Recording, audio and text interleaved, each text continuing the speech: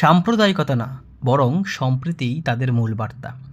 যে কথা মাননীয় মুখ্যমন্ত্রী মমতা বন্দ্যোপাধ্যায় তাদেরকে শিখিয়েছেন, তারা সেই পথ অনুসরণ করে চলছে, এমনটাই বললেন সকলেই।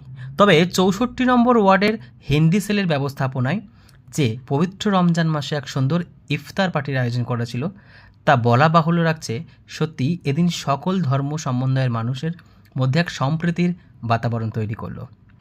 এদিনের অনুষ্ঠানের মূল আয়োজক ছিলেন 64 নম্বর ওয়ার্ডের হিন্দি সেলের সভাপতি সুরেশ যাদব, প্রীতম দাস এবং আরমান হক, এছাড়াও সমস্ত তৃণমূল কংগ্রেসের পরিবার।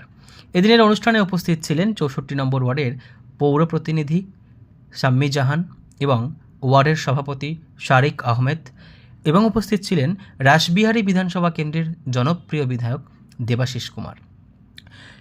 সকলের উপস্থিতিতে অনুষ্ঠানটি সাফল্যমণ্ডিত হয়। সকলে কি বললেন শুনুন।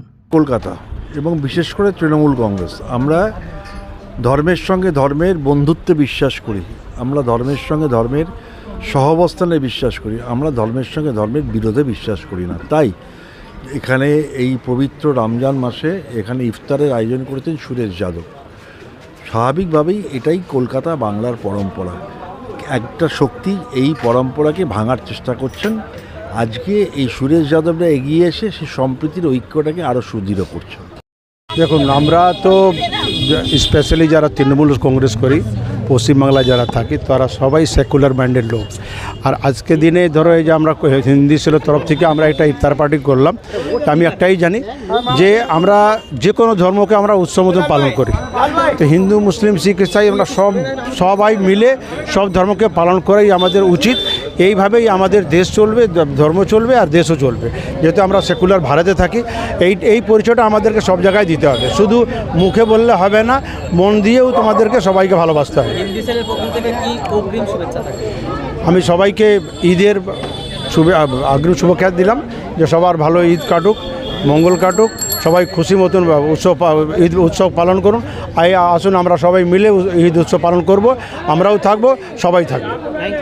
আজকে 64 ওয়ার্ড তৃণমূল কংগ্রেসের হিন্দি সেলের সুরেশ যাদব, সন্তোষ, আরও পুরো এন্টায়ার টিম আমাদের ইফতার পার্টি করেছে। সঞ্জীব আছে, সিকান্দার আছে, সবাই এখানে আছে, বহু ছেলে আমাদের পার্টির আছে।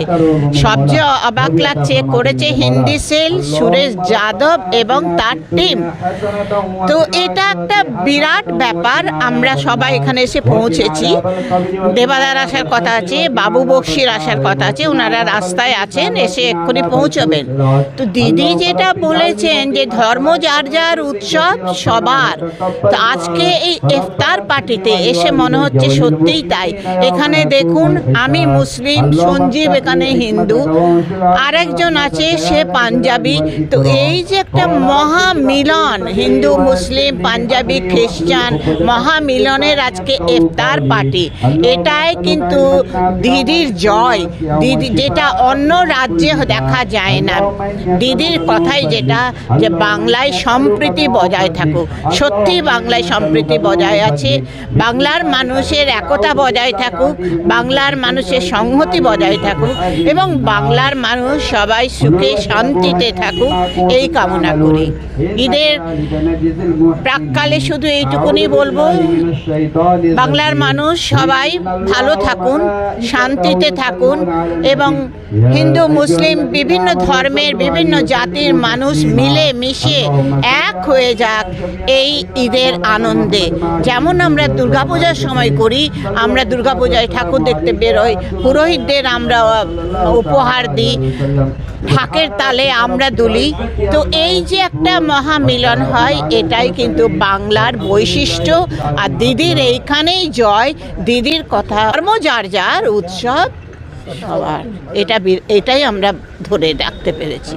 लोग यहाँ पे सिर्फ अमन और शांति का पैगाम देना चाहते थे, जो हम लोग दे दिए हैं।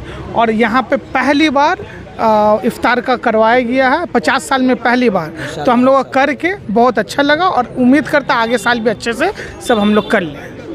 तो अस्सलाम वालेकुम।